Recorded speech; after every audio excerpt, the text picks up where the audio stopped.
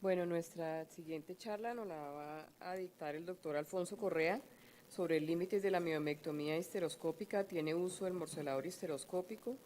El doctor Alfonso Correa, alias Pocho, muy conocido por todos, ginecólogo laparoscopista, subdirector de Educación e Investigación de la Clínica del Country, es médico ginecobstetra con experiencia en endoscopia ginecológica por más de 20 años, reconocido como nivel experto por la FECOLSOC, subdirector de Educación e Investigación Clínica del Country, Clínica La Colina, e instructor de diplomado de laparoscopia ginecológica de la Fundación INCIMED y producto de laparoscopia ginecológica para Johnson Johnson. Bueno, como decía Carlos, los temas no son fáciles, los temas que nos propusimos son temas difíciles y pues esa es la idea, que nosotros hagamos eh, algo de educación médica continuada que me parece que es vital y que está cobrando cada vez más importancia y más relevancia en las instituciones privadas, como lo decía Santiago López. La miomectomía histeroscópica, como lo vamos a ver, pues es un... Esto no pasa así. Bueno, esta es la declaración del conflicto de intereses. La miomectomía histeroscópica pues es un tema nuevo realmente. La primera miomectomía histeroscópica se hizo, esto no está marcando. La primera miomectomía histeroscópica se realizó en el año 76, pero realmente empezó a realizarse miomectomía histeroscópica desde la década de los 80, año 84 en adelante, cuando empezaron a aparecer los primeros resectoscopios en el mundo. Total que es una cirugía que lleva apenas 30 años y que cada vez tiene nuevas tecnologías, nuevos aparatos. Entonces, todavía estamos aprendiendo mucho de lo que está sucediendo en el mundo en la miomectomía histeroscópica.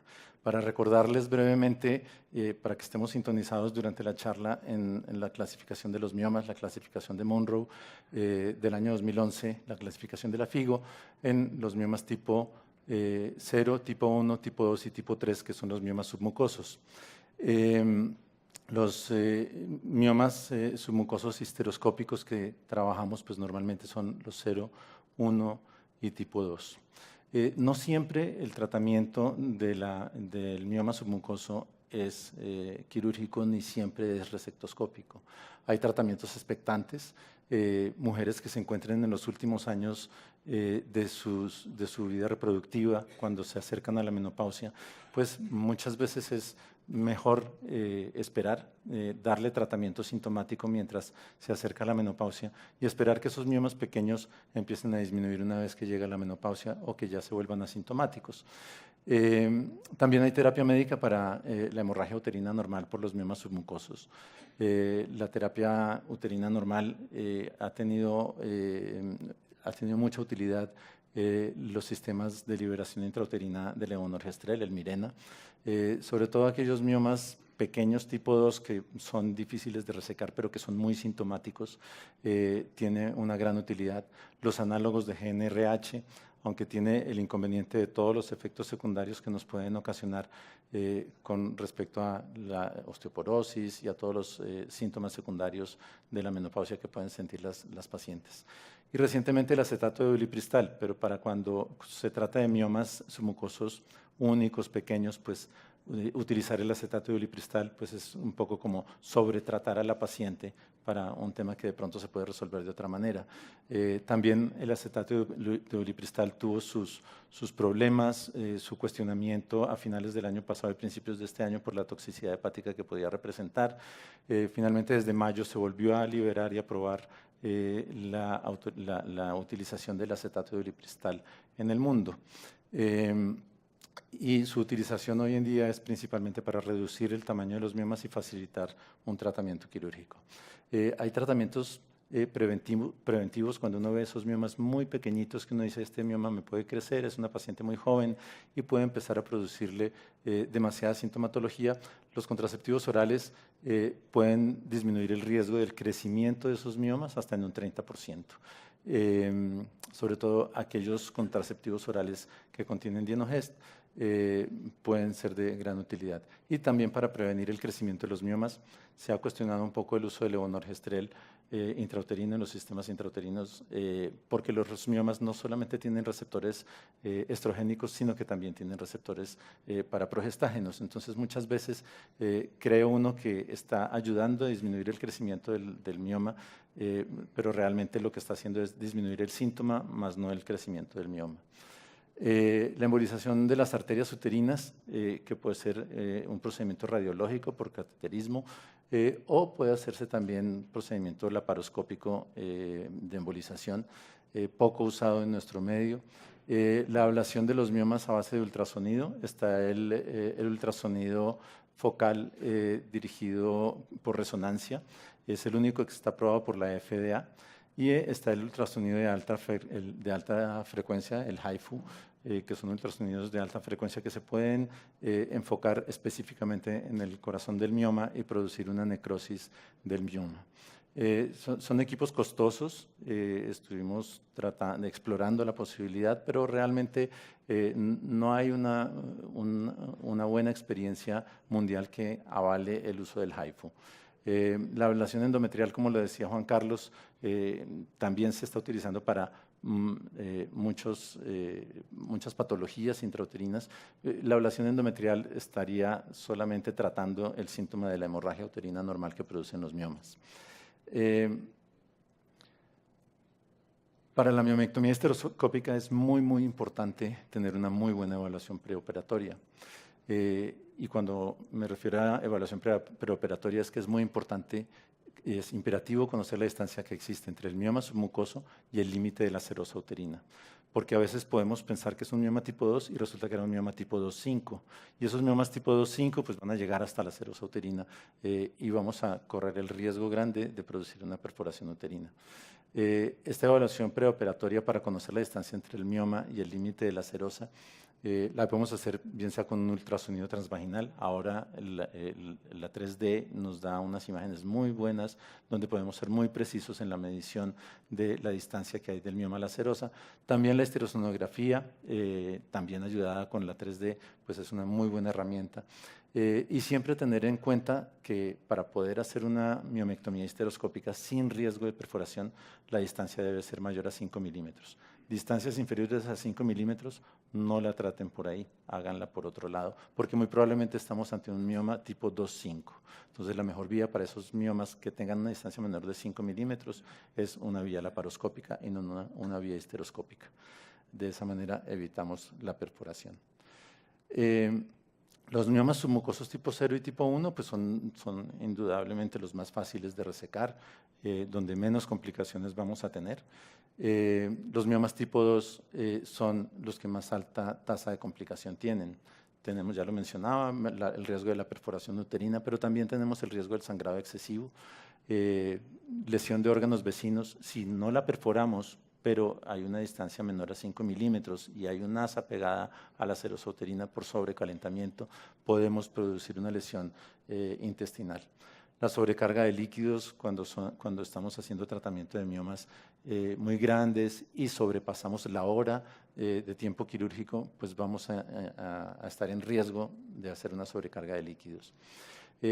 La miomectomía histeroscópica es considerada como una cirugía avanzada, por lo que debe ser realizada por un cirujano que tenga experiencia. Debe haber un entrenamiento previo y es algo de lo que carecemos, entrenamiento en histeroscopia. No hay muchos cursos de histeroscopias avanzadas, pero es muy importante que se haga un entrenamiento previo. Se discute el tamaño de los miomas, miomas mayores de 5 centímetros. La mayoría de las veces terminamos en 2 tiempos quirúrgicos. Esos miomas mayores de 5 centímetros sí se benefician del acetato de ulipristal y tratar de llevarlos a un tamaño inferior. Hoy en día las guías europeas del acetato de ulipristal dicen que para reducción de miomas solo se debe utilizar durante un ciclo de 3 meses, no lo que habíamos aprendido de máximo 3 ciclos de 3 meses con intervalos de 2 meses. Entonces solamente un ciclo de 3 meses y esperar a que ese mioma reduzca lo más que se pueda.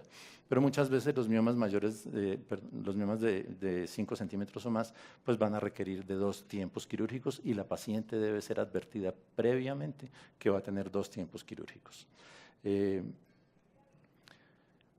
es muy importante para poder nosotros asesorar a la paciente y también nosotros decidir qué tanto riesgo, qué tantas complicaciones vamos a tener, tener en cuenta el score del ASMAR. El score del ASMAR es un sistema de clasificación de los miomas que nos permite saber qué tanto riesgo vamos a tener en la miomectomía. El score del ASMAR, los americanos lo han llamado el Step W Classification. El Step W Classification es por los acrónimos que a ellos tanto les gusta. La S del tamaño, la T de la topografía, la E de la extensión de la base del mioma, la P de la penetración del mioma cuando es un tipo 2 y la W de si está en la parte lateral del útero o no. Este score nos va a permitir una muy buena correlación con la complejidad y el grado de dificultad técnica que tenga la miomectomía. Entonces es muy importante siempre que vayamos a hacer una miomectomía, aplicar el score. Está también directamente relacionado con el tiempo. Y el score es esto.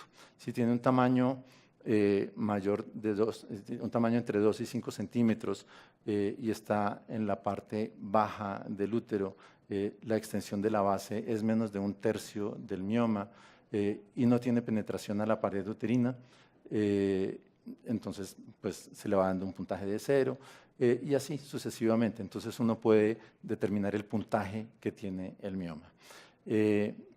Y si le da uno un puntaje de 0 a 4, pues es de baja complejidad y no vamos a tener ningún riesgo y entramos tranquilos a la miomectomía. Pero si es un puntaje de 5 a 6, es una miomectomía histeroscópica de alta complejidad. Podríamos en ellas considerar el uso de ulipristal o de GnRH y considerar un segundo tiempo en una miomectomía histeroscópica.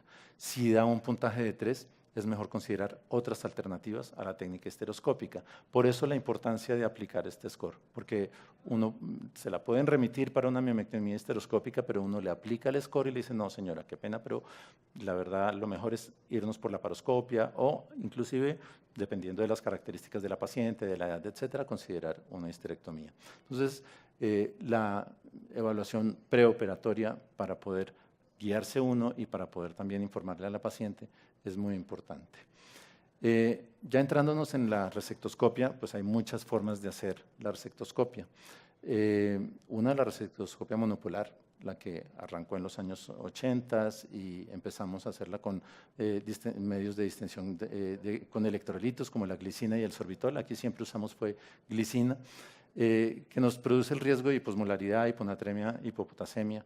Y la otra desventaja de la resectoscopia monopolar pues, es toda la cantidad de fragmentos y detritos que vamos obteniendo al ir sacándole los pedazos al mioma, que hace que interrumpamos periódicamente para remover los fragmentos.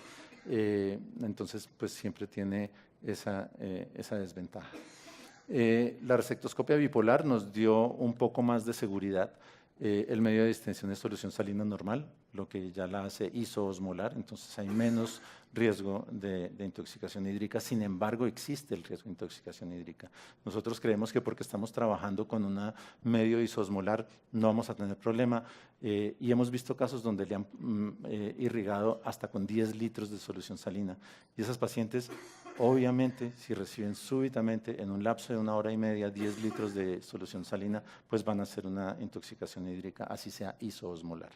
Entonces, tener en cuenta que no nos estamos olvidando del problema, que tenemos que tenerlo en cuenta y que siempre debemos tener en cuenta el tiempo y procurar no pasarnos más de 1 hora y media de procedimiento.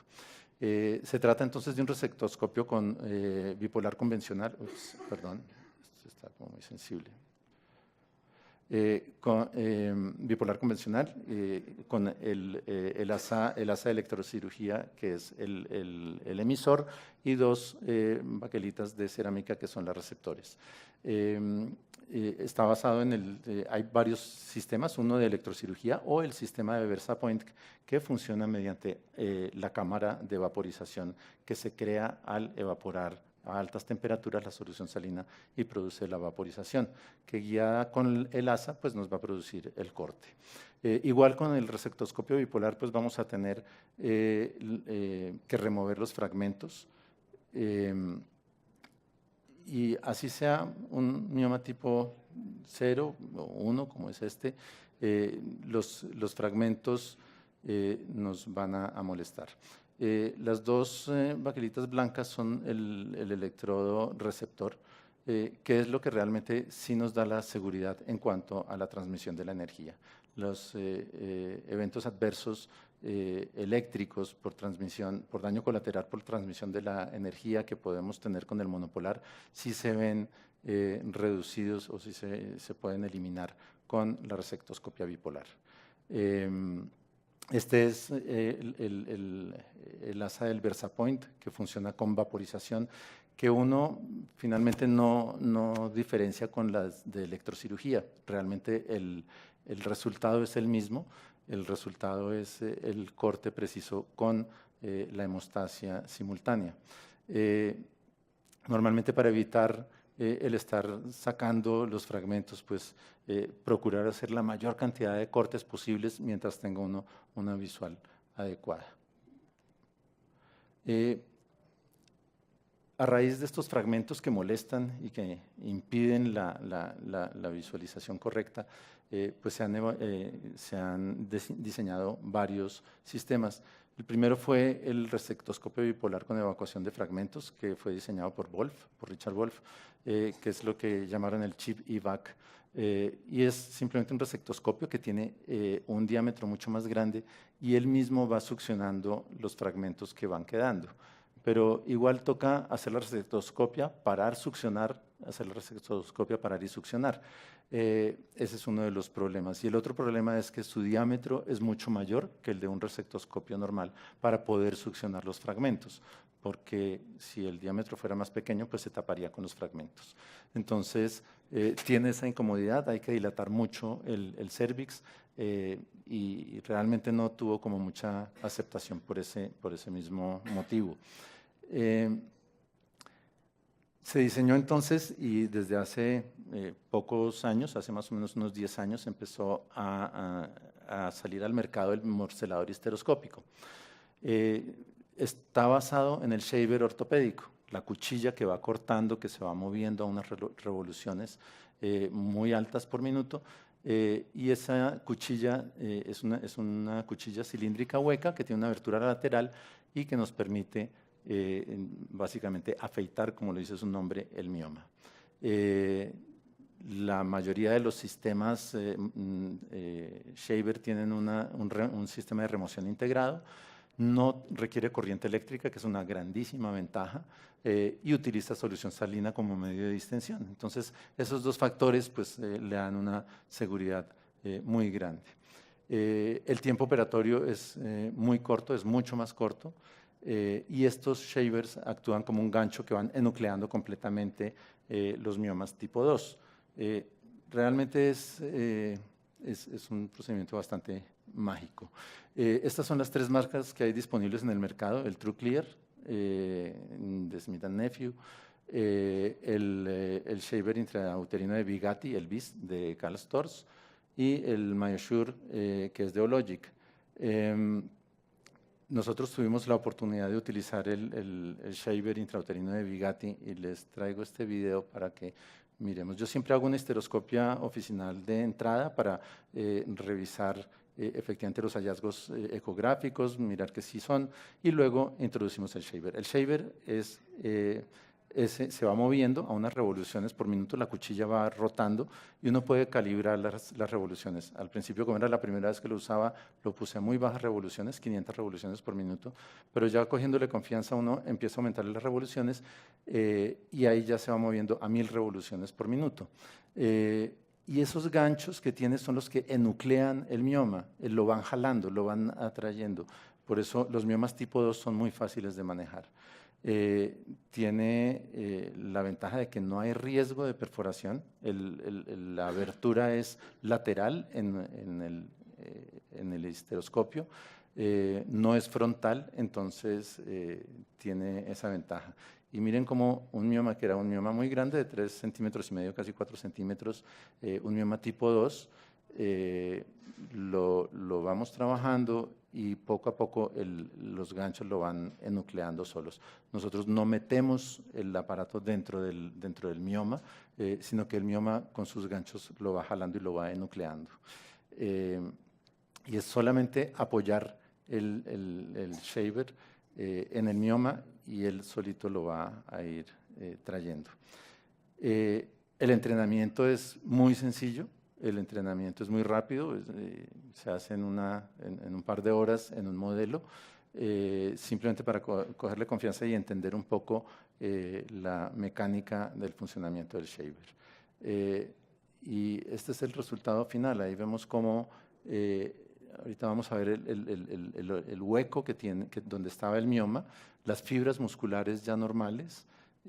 Como no hay energía, no se ve quemado, se ven las fibras como tal. Entonces, tiene uno la facilidad de ver realmente si le falta o no le falta resecar algún pedazo del mioma. Realmente es como dicen, hasta un niño podría usarlo. Es un procedimiento bastante fácil de hacer. Esta es la pieza de mano del Bugatti, donde la cámara se conecta en el lente que va como en bayoneta.